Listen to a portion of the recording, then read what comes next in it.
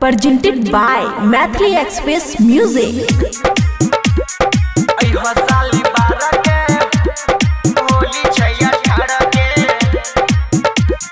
खुशी recording studio Baluaha.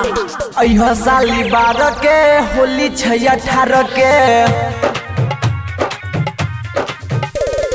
अइहा साली 12 के होली 6/18 के। साली अइहा जरूर खुश करी जरूर। साली अइहा जरूर खुश करी जरूर। अइहा है साली तो दिन एतबार के।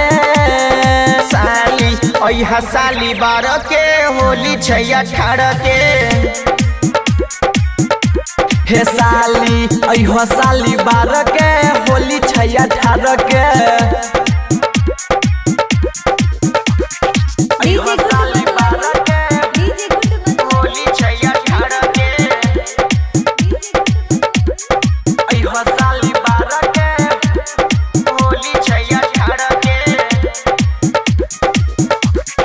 जीजा गाँव में अइहा साली बहिने के। भेजा सामान साली रहेंगे के। हे साली सुनो ने। साली जीजा गाँव में अइहा साली बहन के।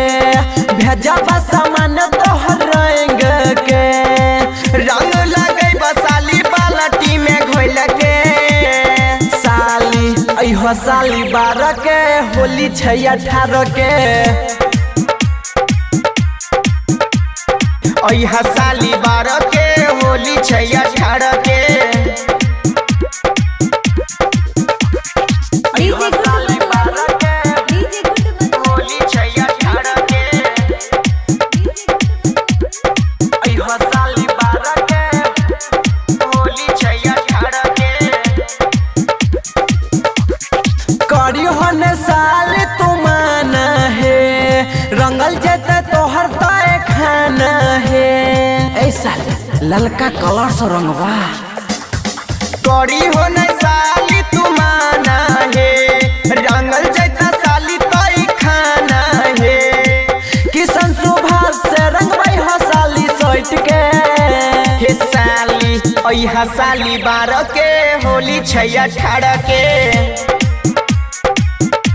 हे साली अइहा साली 12 के होली 6/18 के। खुशी रिकॉर्डिंग स्टूडियो बलुआहा।